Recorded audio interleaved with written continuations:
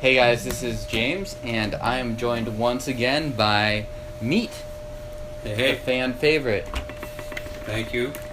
I'm kind of excited. It's been some time since. Yeah. Has it been a while? No, it hasn't been that long, but Yeah, it feels longer than it should. exactly. Well, Right. we Than are it has. still getting caught up on our post-Taiwan footage. So we have some White2Tea club. This is the club from actually April, so it's from a while ago actually. Yeah. I remember we did 3 or 4 of those originally, Yep. and that turned out pretty good. I mean, the teas in there were pretty interesting. Yep. And it's always fun to try something different. Yep. So Looks this time they sent us just a brick. So Yeah. this is a brick. You got some Abraham Lincoln on it. It's Yeah, called the interesting Fade artwork. brick. So I don't know if that's a drug reference or anything, but we're gonna drink this guy. It wouldn't surprise me. It's White2Tea. It's a pretty big brick. Let me see if it says how many. Is it 200 grams? Yes, it is 200 grams. 200 grams. So this is some Pu'erh from 2016. The raw materials are from 2015. You want to have a smell of this? They nice. Okay. It's an interesting smell. It almost feels like it's been brewed a few times already. It has been brewed a few times. Okay. Otherwise, it would be a little bit sketchy. So interesting. Look at the cover on the back. It's given a shout out to Yeezy, Yep. Gaoshan, and then Post Malone. Post Malone, GFC, a whole bunch of other. Yeah. Rihanna is in here. Black This is Lives interesting. Matter. Yeah. Yeah. Snap Tea Ooh, we Crew. got a little bug on there too. Yeah. Well, Kill that guy. yeah. Chance. I'm guessing Chance the Rapper, maybe. Oh yeah, Chance the Rapper. I've been listening to Chance the Rapper, so shout outs to Chance. And all the Pablos. I'm not sure if that's a reference to the life of Pablo, but I think it must it be. might be, Yeah. right? Especially with Yeezy being right at the top. Interesting. Yep. So So I'm gonna- creative rapper. Yeah. Why don't you put that over there? And so here are the first 2 infusions stacked up together. Nice. And so this Very- is a Very light color actually for the tea. Yep. Um, So this is a Huangpian brick, which is the big leaves in Mhm. Pu'erh. So it's very ugly looking. We can take a look. So it looks kind of crummy, Uh-huh. and because of that, the price is lower than most raw Pu'erhs of that age, and it has very specific taste. So I'm curious to see what you think of this, mate. Okay. Yeah, same here. So you were saying though that based on just how the tea leaves look, the cost can be higher or lower as well. Mm-hmm. So it That's depends. interesting. Yeah. So like for instance, the buds of teas look very nice, and Mhm. so they can be very expensive. Sort of like how silver needle for a white tea tends to be more expensive than Baimudan or peony. Right. How what do you think as nice though? What would you categorize as like better than what this tea looks like? One of the things I notice is the leaves are chopped. Yeah. And I wonder if that's kind of considered as not a good looking. No, Set that of would leaves. not be considered good looking. And part of it is just because it's in a brick, so it's easier to get a little bit more broken up leaves Mhm. from brick. But Mhm. Huangpian is not known to be a beautiful tea, so a Mhm. lot of times they'll pick it out from the productions, and it's a favorite amongst farmers. Farmers will often drink it. Tea farmers will, because it's cheaper and they can't sell it for as much. Right. I'm gonna just take a look at the leaves Yeah. once more. And have a smell of that too. Oh yeah.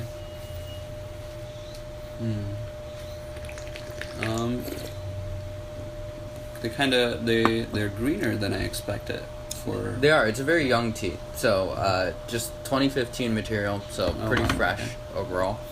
And yeah, let's have a drink. Cheers, sir. Cheers.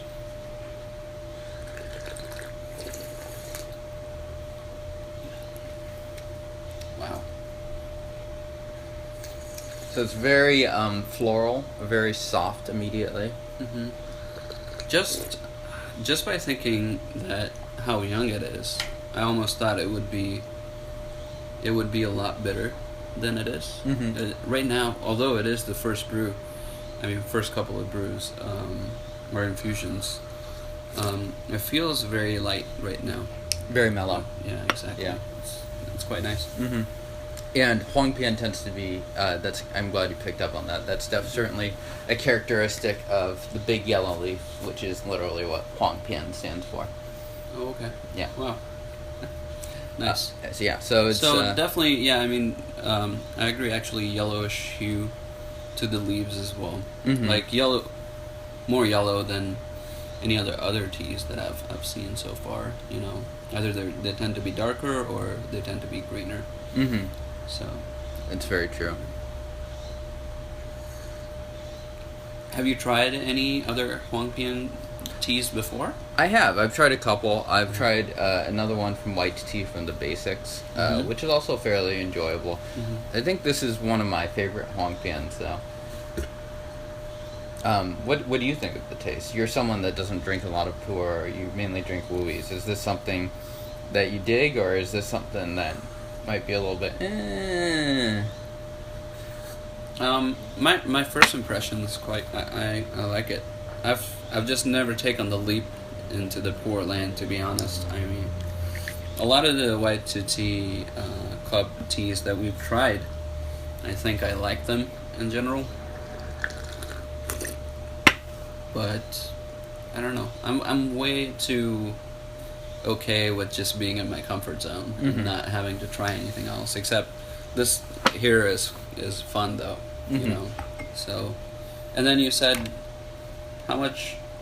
So for 200 grams, this is the sample they give out. Yep. So as part of your monthly tea club stuff, right? So the cost of an actual brick, if you were to buy it on the White2Tea store, is $24.50. So, do you think that's an appropriate price? I don't know yet, but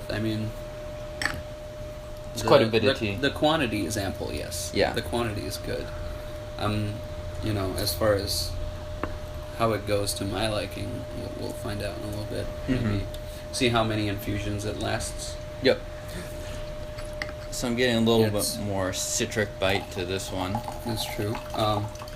Still fairly similar to the first brew, just maybe a tad bit stronger. And it's nice because it doesn't have a ton of bitterness, as you noted. It's not like a super active like tea where you really have a lot of activity going on in your mouth. It has a really nice, simple, I would say, mellowness to it. It's not uber complex or anything like that either. Right. I agree. It's interesting that you use the word active. I also feel this is just purely based on taste, but I also feel like it's not very strong tea. It feels very mellow in terms of like the amount of caffeine that it might contain. just purely based on taste. I don't know how much. Well, I'm glad weight there is to it. You also mentioned that because White2Tea actually does have a blog post on caffeine that I think is called something like Huangpian, a tea for bedtime. And they've actually measured the caffeine in those, and the big yellow leaves from Huangpian have quite a bit less caffeine than, for instance, tips, as little as half as much. So it would be a more friendly tea to have if you're planning on sleeping that night. Yeah. Or if you're drinking in the evening or something. Yeah, for sure. This is perfect.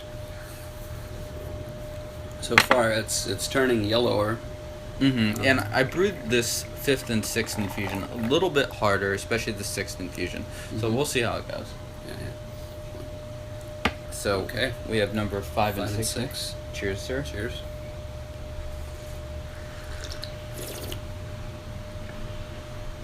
And there's a really nice, I describe sort of like roundness and like the mouthfeel and the form that's very easy, palatable to take in. Yeah, and it's a very easygoing tea for me, and I like the sort of like energy that I get off of it as well. Right. I think. Mm, I do feel more of the citrus bite that you're talking about as well now. Starting to veer into bitterness as you would expect after so many infusions, but it's still fairly mellow in its own right. You know.